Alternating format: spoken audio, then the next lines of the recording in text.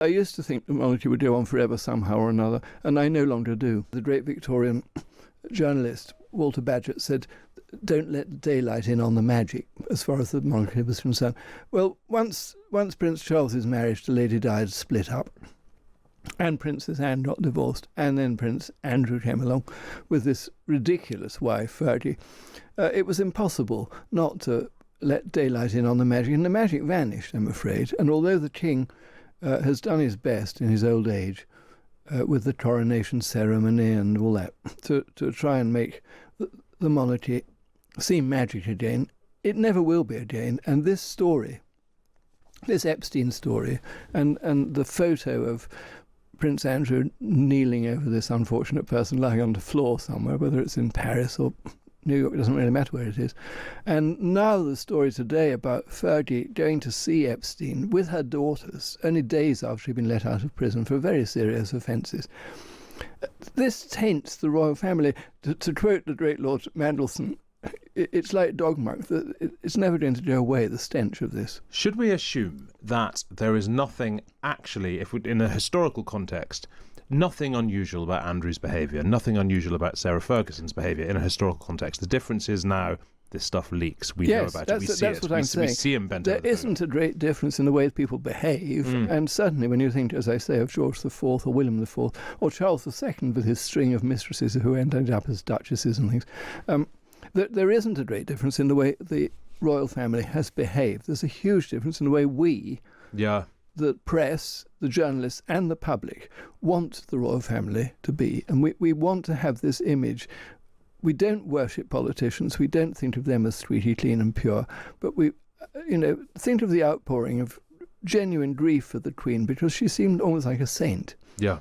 But so when there have been troublesome royals in the past, what methods have been used to remove them from public life, short of, the obvious chopping block? Well, the closest we've had to a chopping block in relatively recent history was the abdication, when Edward VIII was sacked.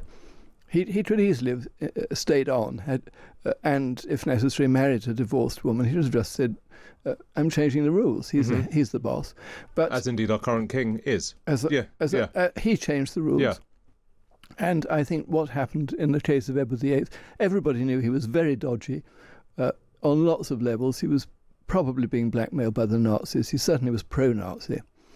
And later, the stuff that's emerged about the kind of remarks he was making to the Germans when the war broke out, saying that, if only they bombed London, they would crush the spirit of the British and they'd assassinate George VI and put Edward VIII. I mean, once that emerged, we realised they were right to sack him in 1936. But the alleged reason for sacking him was that he wanted to marry an American divorcee.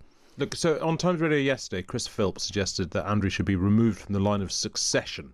Is there any historical or legal precedent for doing that? I don't think there is. I think it would be extremely difficult to do that. I mean, presumably, I guess, when Edward abdicated, he was kind of removed from the line of succession. You can only do that once you get to the top. He was removed, yes. Yeah. And also, had a miracle occurred and Mrs. Simpson had a baby, that wouldn't have been in the line of succession. But I think it would be very difficult. I mean, assuming that nothing happens to the children of Kate Middleton and Prince William, but it is conceivable a bomb to be thrown or something like that, then Andrew Mountbatten Windsor, Mr. Windsor, would be the King of England.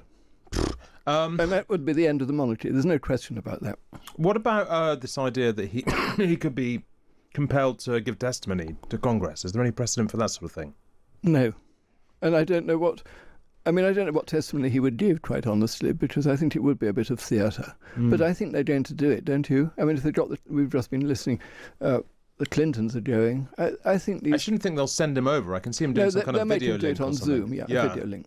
Wow, yeah. You see, that again will have the most appalling effect on the way the British regard their monarchy in general. Even though we know the King's done everything he can to strip this person of his titles, etc., etc., etc., it all reflects back on the royal family in general.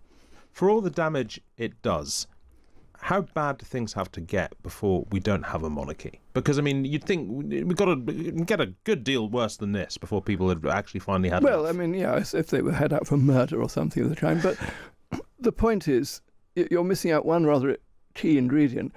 who would want to be the monarch Yeah. with all this going on? And, there are quite strong signs that Prince William only half wants to be the monarch.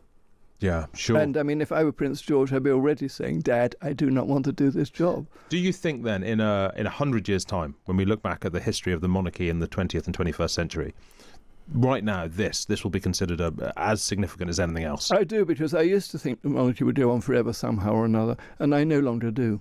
Wow. Ian Wilson, thank you very much indeed. Great pleasure having you here, as always. Great to see you.